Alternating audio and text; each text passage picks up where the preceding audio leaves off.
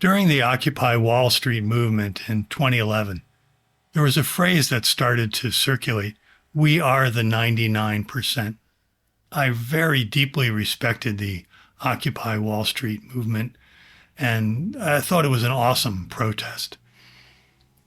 One reason was because it wasn't simply opposition to what was happening, although it did include that. But at least at first, there was no list of demands. There was no particular person in charge. The protesters were just occupying Wall Street. But what did that mean? Since in New York, they were only in the neighborhood of the actual Wall Street, and since anyone, anywhere could join in. It started genuinely outside the paradigm most people use to understand protest. So what was Occupy Wall Street? What did the protesters want? What changes could be made, at least theoretically, that would have satisfied the protesters? Part of the brilliance of that moment was that each protester knew once you start listing specific demands, once you start naming the quote unquote, the things we think are wrong with the system, well, then the system will immediately swallow you up. Or with a different metaphor, once you start to articulate your demands, you are playing on the field the system set up for you to play on. The very language you need to articulate your demands creates the conditions that the system needs to reassert its dominance. But still, there needed to be some expression of what was wrong. The tremendous disparity of wealth, which has only increased since this protest. This vulgar disparity of wealth was encapsulated by the phrase, "We are the 99%." And that phrase is what inspired today's episode. We are the 99% meant 99% of the people, most of the people, are facing off against 1% of the people. 99% don't own most of the wealth. And we are now confronting the 1% who do. There is 1% of us who have most of the power and who use that power how? For the benefit of us all? No, the 1% use their money and power to protect themselves and to increase their power and make more money, which allows them to increase their power and make more money. However much that's true, which is a lot, I still saw something missing from that phrase, "We are the 99%." And that's what I want to talk about today. Hello, and welcome to the 10 Crutches podcast. My name is David. I'm glad you're here. I considered the Occupy movement a further exploration of new ways to protest that have been evolving over time. It seems like part of every generation has, in a way, the same things to protest. The content changes, the players change, of course, but the forms remain quite similar. The form is a small group of ultra-wealthy are calling the shots in a way that really harms the vast majority of people, essentially steals from them with slavery, if they can get away with it, or by creating desperate underpaid workers if they can't. The Occupy movement reminded me of the Yippies that marched to Washington, D.C. in October 1967 and announced a plan to levitate the Pentagon. I loved that. Levitate the Pentagon. And of course, all those hippies and yippies drew inspiration from the Beat generation of the 1950s, which evolved during the 1950s alongside the white picket fence suburban fantasy of the perfect white family. The mistake I think the occupiers made, and from my point of view, the mistake I see a lot of people make, is to genuinely buy into the division. The division is something that appears to many people as so obvious and so clear. There is the ultra-rich, and then there's the rest of us. The rich, quote-unquote, take advantage, and the poor people are, quote-unquote, being taken advantage of. There is always an us and a them. There's always the bad ones, and then us good ones are the ones protesting the system. All of these divisions are true in their way. There really are people taking advantage of others, and there really are people being taken advantage of. It's important to recognize this truth. The Occupy movement went so far as to group 99% of the people on the same side. 99%, that's pretty good. That's almost everyone. But for me, it's important at some point to go to 100%. These go to 11. There are 100% of us humans. Doing what? We form a group, the 100% of us. How do you describe what 100% of us are doing? Well, it seems clear to me that 100% of us are quite busy dividing up into teams, tribes, groups, countries, secret societies, families, couples, and on, and individuals, people who consider themselves a group of one. And there's hardly anybody who's part of the 100%, although everybody's part of the 100%. Most people identify with some subgroup of the 100%. So one description of the 100% is to say, well, we all like to divide ourselves. The words communism and socialism are still such strong bugaboo words here in the U.S. The words simply stop many people from thinking about things, from thinking about economics, from discussing, well, how should we distribute goods and services? How do we contribute our individual work to the whole? What am I, as an individual, entitled to receive from the whole? Am I and my family entitled to a fire department in our town to put out fires whenever they happen? Am I and my family entitled to health care if I get sick? Am I entitled to a fair living wage and good working conditions? What's the owner of a business entitled to? Can anyone discuss these things openly and creatively, trying to find something that works for everyone? Here's a question. Here's a question worth discussing without any name calling. It's just a great question to discuss.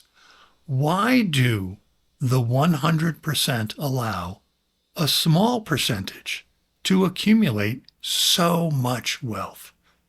Is that good for our society as a whole? Even in small groups, perhaps small groups of friends or in families, something as simple as deciding what restaurant to go to together may not exactly be a fraught decision, but it can be. Or maybe a couple needs to make a decision together in the give and take of a daily personal life. It's easy to think of examples where making decisions together is difficult. And then you get to decisions like a town choosing where to build a road.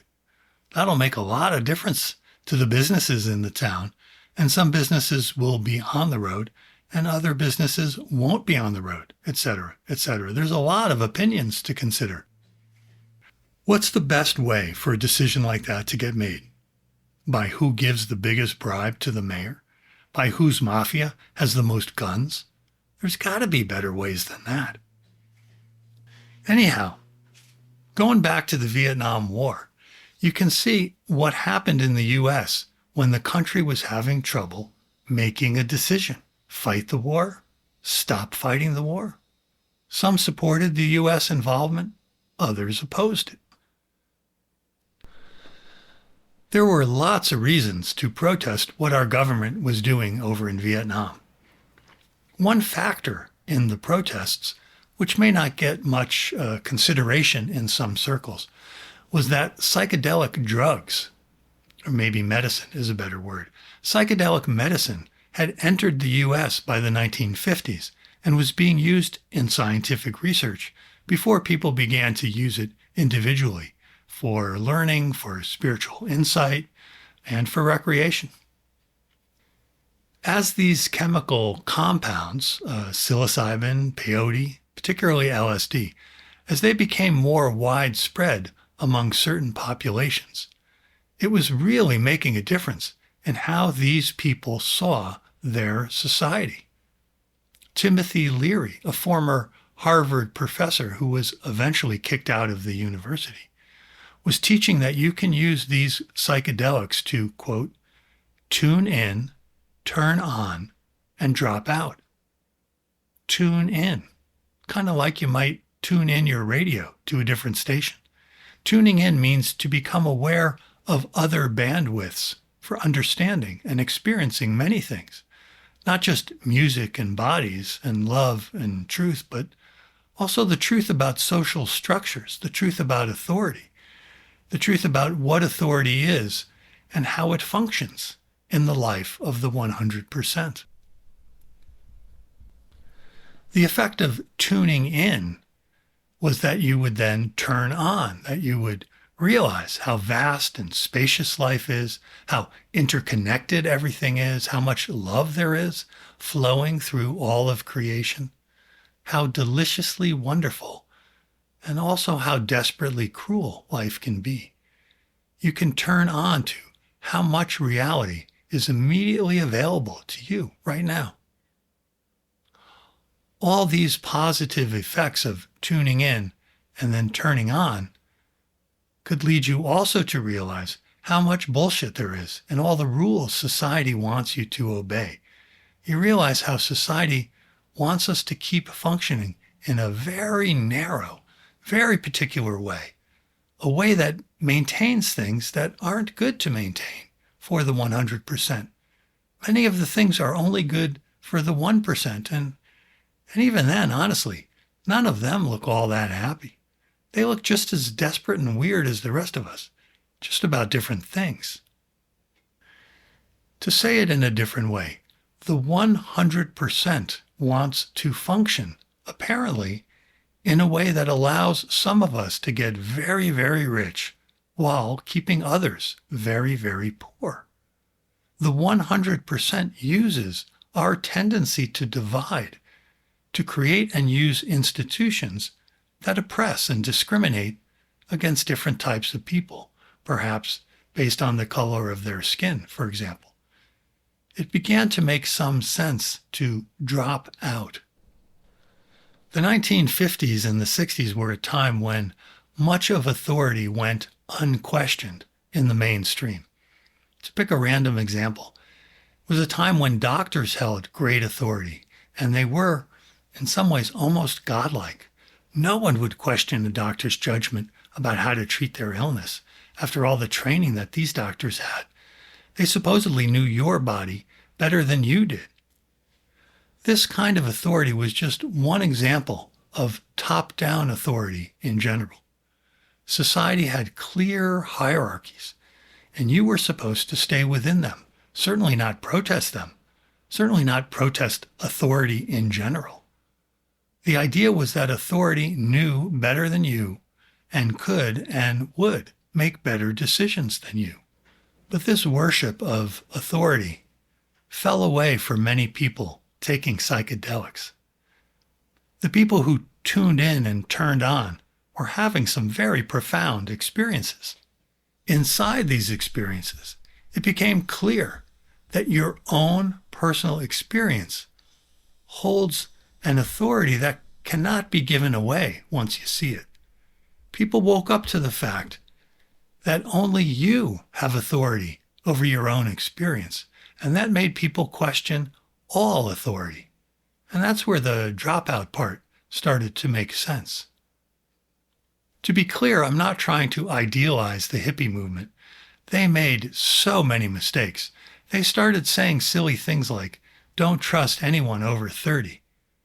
Talk about creating division and opposition. Of course, when you start being a hippie as a 20-year-old, don't trust anyone over 30.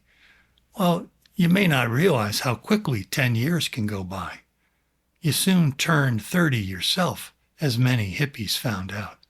Hopefully one day you recognize trustworthiness, openness to love, openness to change. That's not really a function of how old you are.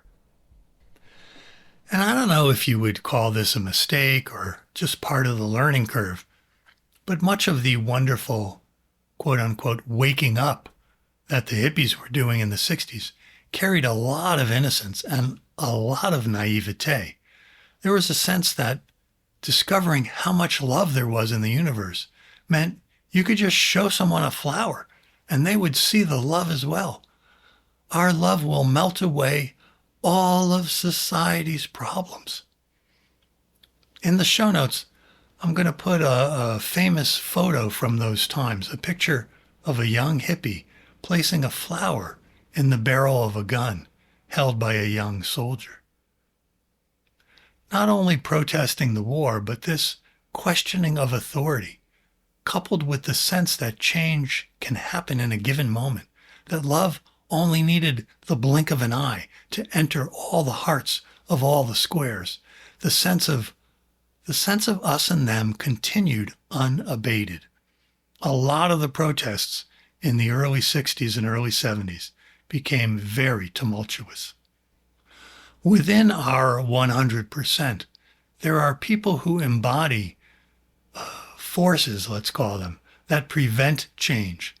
And that part of the 100% decided pretty quickly they had to squash this psychedelic thing. They did not want any of that medicine to be available to whoever, whenever. So there was a decision led by President Nixon in the 1970s. The best plan that they could think of was to make the psychedelics so illegal that people couldn't even experiment with the medicines for therapeutic use by trained professionals. No one could use it at all. Psychedelics were simply too dangerous to the power structure of the U.S. society. It made the range of what the 100% could be aware of, the range became too wide. Couldn't hold it. But a few years before the psychedelics became illegal, that was the protest of the Vietnam War in 1967, organized to take place in Washington, D.C. And as I mentioned, one of the things, it was said by Abby Hoffman, who was a leading yippie, in the lead up to the protest, the protesters were going to levitate the Pentagon. Now, I don't know at that time if anybody was levitating apples or even a small piece of paper or a feather or chairs or cars. I don't see any records of levitating going on in public. So levitating the Pentagon seemed unlikely as a thing to actually happen, but it was a brilliant thing to say that it was going to happen. It seemed to make everyone in the Pentagon ask themselves, really? Really? Are they able to do that? Are they actually able to do that? Unfortunately, in the end, this kind of stunt could only increase the division between people protesting the war and the people supporting the war.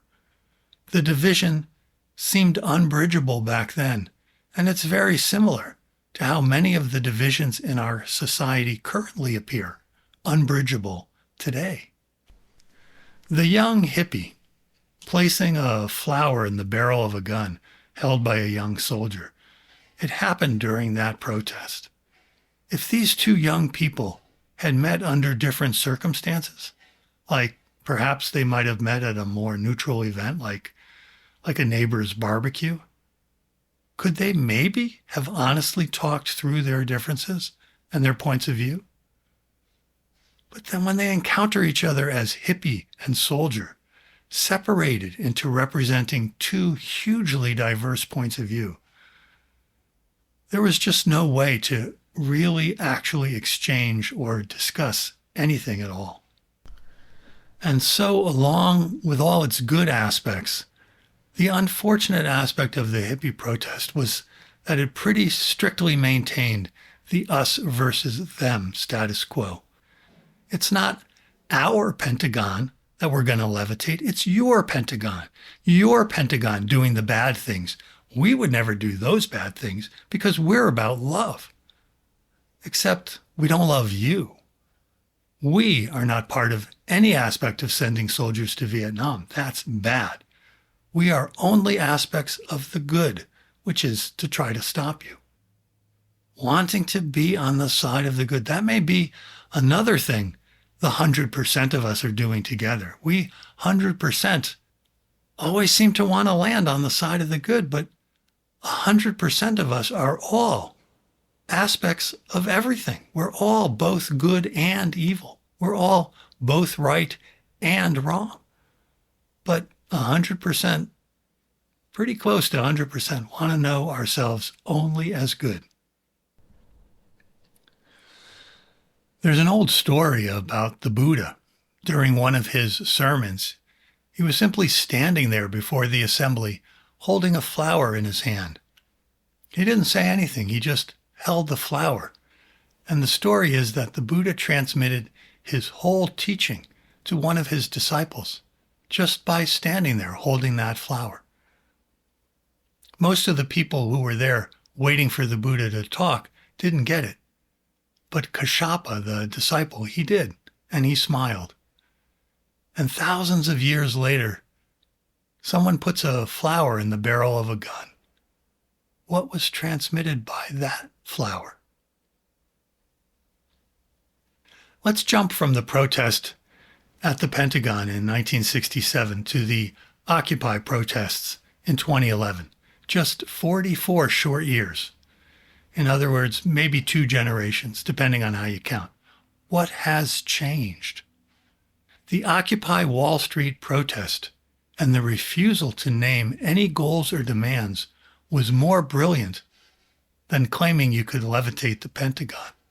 More insightful. Occupy Wall Street had learned from the hippies and had taken another step. Here were a bunch of people who held up a flower, essentially, and said, "We are occupying Wall Street."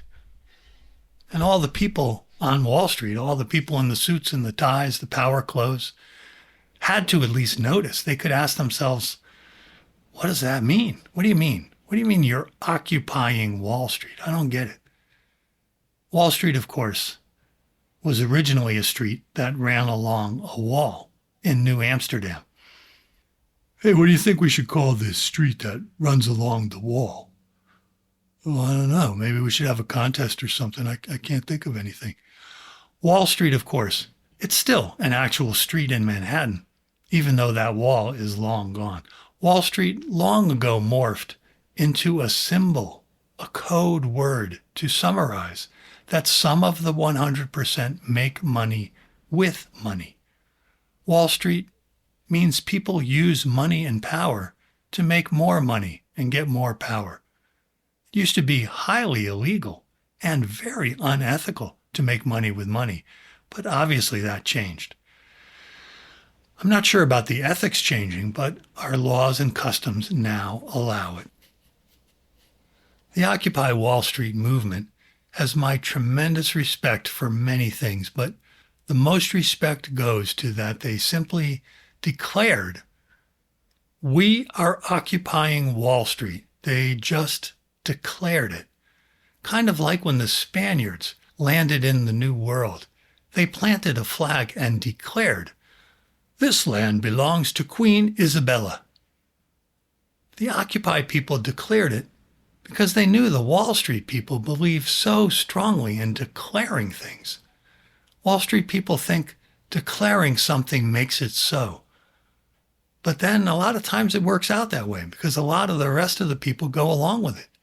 So the occupiers used that trick. They declared, "We now occupy Wall Street." And then the further brilliance of refusing to answer all the questions, at least as far as I could tell.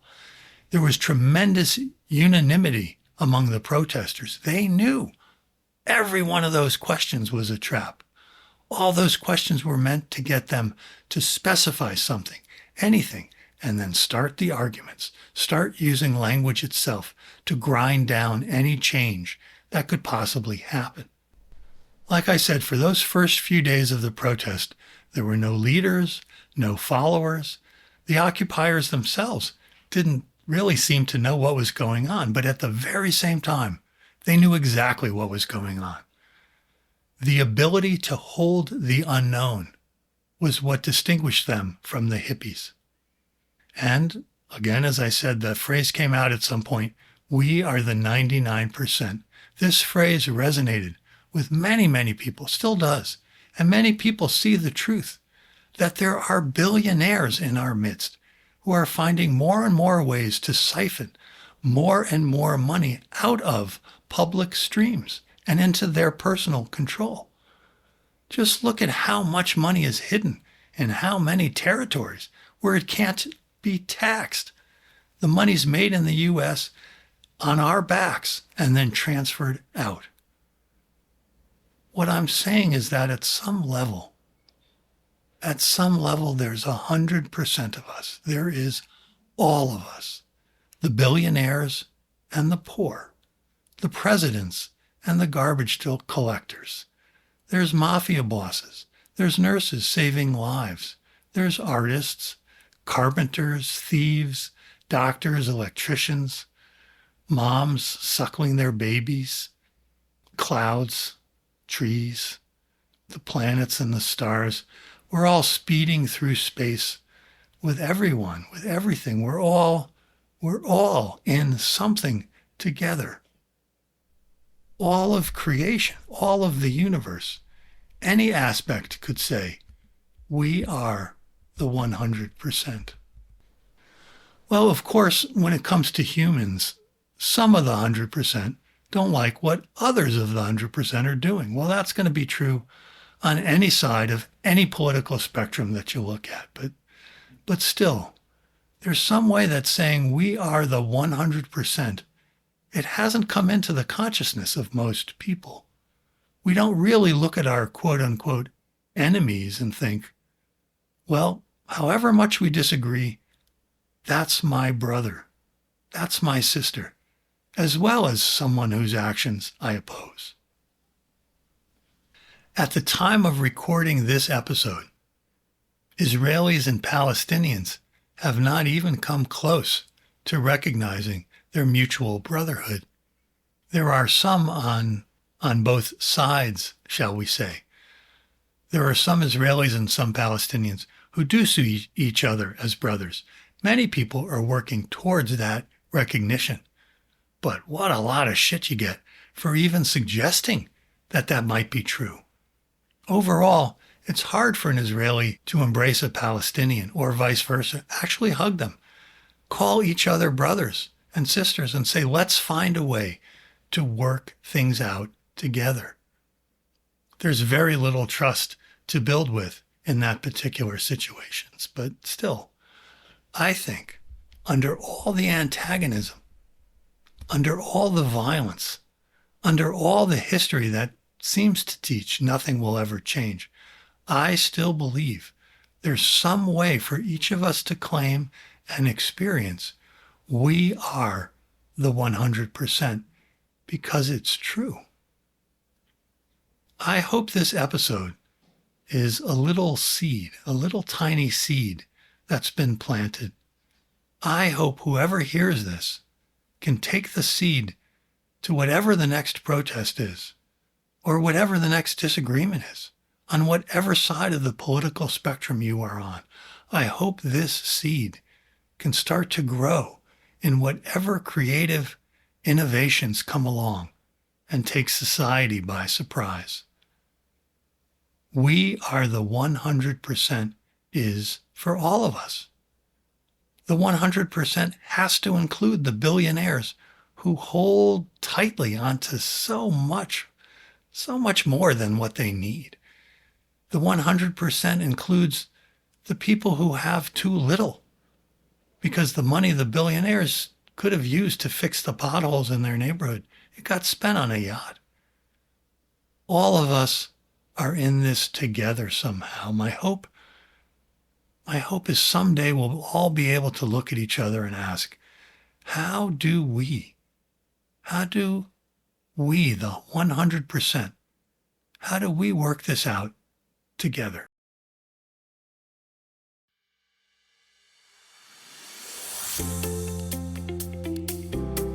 Thank you so much for listening.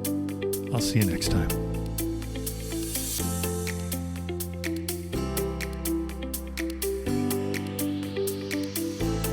please visit the home of the 10 Crutches podcast at 10crutches.link.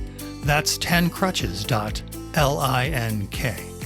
The book that inspired the podcast, a book I wrote called 10 Crutches for Walking in the Present, is available for free download on the website. While you are there, please take advantage of 2 ways to contact me. You can send me an email, or you can make a voice recording. If you have a great question, I may be able to use it for the podcast. Also on the website, you can visit the archive to hear any published episode and see show notes for any and every show. Thanks so much for listening, and once again, thanks so much for listening, and I won't say it once again. See you next time.